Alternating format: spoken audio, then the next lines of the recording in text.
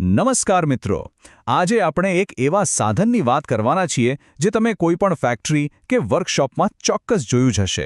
એ છે Bourdon pressure gauge. ચાલો આજે આપણે એને એકદમ સરળ ભાષામાં સમજીએ કે આ શું છે અને આખરે તે કામ કેવી રીતે કરે છે. હવે આ સાંભળવામાં થોડું વિચિત્ર લાગશે, બરાબર ને? પણ તમને જાણીને ખરેખર નવાઈ લાગશે કે આ જે જટિલ દેખાતું ગેજ છે ને, એને સમજવાનો આખો ભેદ એક સાવ સામાન્ય પાર્ટીના રમકડામાં છુપાયેલો છે. ચલો સમજીએ કેવી રીતે. તો આગળ વધીએ એ પહેલાં એક નાની પણ મહત્વની વાત સમજી લઈએ. આ ગેજ પ્રેશર શું છે? જો એકદમ સરળ શબ્દોમાં કહીએ તો આ ગેજ આપણી આસપાસ જે હવાનું દબાણ છે એને ગણતું જ નથી, એને શૂન્ય માની લે છે. જેમ કે વિચારો, જ્યારે આપણે ટાયરમાં હવા ભરીએ છીએ ત્યારે જે પ્રેશર મપાય છે ને એ ફક્ત ટાયરની અંદરનું વધારાનું દબાણ હોય છે, બહારની હવાનું નહીં.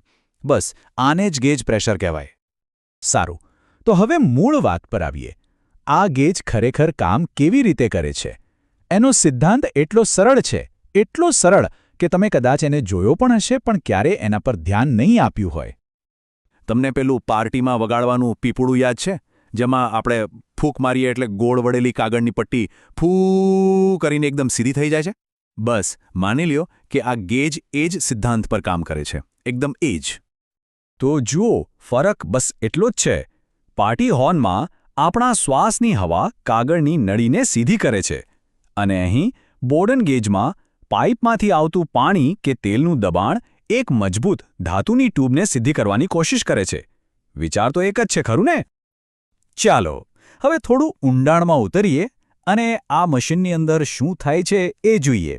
એ તો સમજાયું કે ટ્યુબ સીધી થાય છે, પણ એનાથી પેલી ડાયલ પરની સોય કેવી રીતે ફરે છે?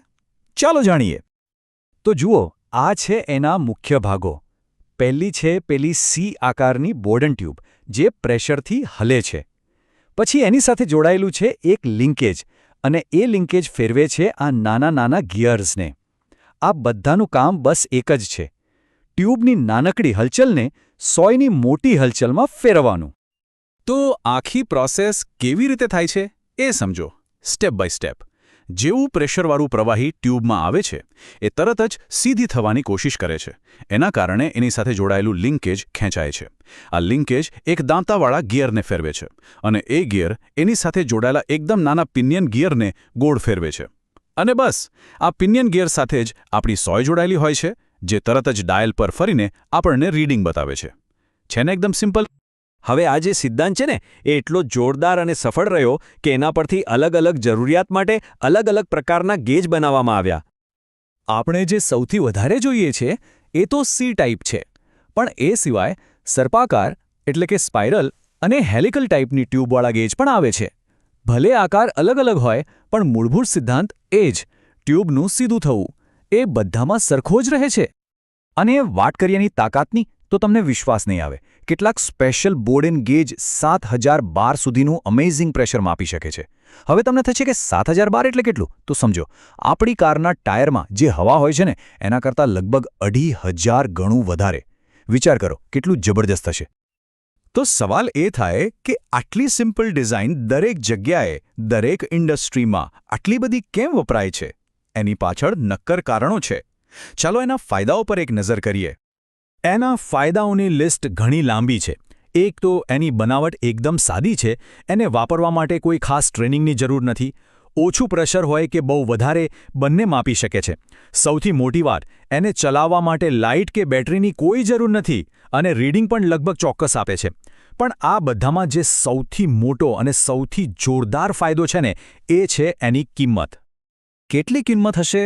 અંદાજો લગાવો. તમને જાણીને આશ્ચર્ય થશે કે એક સારો, ઇન્ડસ્ટ્રીમાં વાપરી શકાય એવો પ્રેશર ગેજ ઓનલાઈન ફક્ત 280 રૂપિયાથી શરૂ થઈ જાય છે. જી હા, ફક્ત 280 રૂપિયામાં. હવે આટલા બધા ફાયદા છે તો કોઈ ગેરફાયદો પણ હશે જ, ખરું ને? તો હા, એની એક મોટી નબળાઈ છે અને એ છે વાઇબ્રેશન એટલે કે કંપન. જો મશીનમાં બહુ ધ્રુજારી થતી હોય તો એની સોય પણ ધ્રુજવા માંડે છે અને સાચું રીડિંગ નથી બતાવતી. પણ એન્જિનિયરો પાસે દરેક સમસ્યાનો ઉકેલ હોય છે. આનો પણ એક જોરદાર ઉપાય છે. એ છે વેટ ગેજ. આમાં શું હોય કે ગેજના ડાયલની અંદર ગ્લિસરીન જેવું ઘટ્ટ પ્રવાહી ભરેલું હોય છે. આ ગ્લિસરીન બધી ધ્રુજારીને શોષી લે છે અને સોયને એકદમ સ્થિર રાખે છે. એકદમ સ્માર્ટ સોલ્યુશન. સારું, તો ચાલો ફટાફટ આખી વાતને ફરી એકવાર યાદ કરી લઈએ. આપણે આમાંથી શું શીખ્યા? તો મૂળ વાત એ છે કે બોર્ડન ગેજ એ એન્જિનિયરિંગનો એક ઉત્તમ નમૂનો છે. એક સાવ સાદા સિદ્ધાંત પર બનેલું આ સાધન મજબૂત છે, સસ્તું છે અને અસરકારક પણ છે. અને બસ આ જ કારણોસર આજે દુનિયાની કોઈપણ ઇન્ડસ્ટ્રી એના વગર ચાલી શકતી નથી. તો હવે જ્યારે તમે સમજી ગયા છો કે આ કેવી રીતે કામ કરે છે, ત્યારે હવે પછી જ્યારે પણ કોઈ વર્કશોપમાં કે કોઈ મશીન પાસે જાઓ ત્યારે આને શોધવાની કોશિશ કરજો. ક્યાંક પંપ પર, ક્યાંક કોમ્પ્રેસર પર, તમને એ બધે જ જોવા મળશે. તો મિત્રો, આશા છે કે તમને આ સમજૂતી ગમી હશે અને બોર્ડન ગેજ વિશે બધું જ સમજાઈ ગયું હશે. જો તમને આવા જ એન્જિનિયરિંગના બીજા વિષયોને એકદમ સરળ ભાષામાં શીખવા હોય તો અમારી ચેનલને સબસ્ક્રાઇબ કરવાનું બિલકુલ ના ભૂલતા. અમે આવા જ વિડિયોઝ લાવતા રહીશું. મળીએ મોંદીના વિડીયોમાં.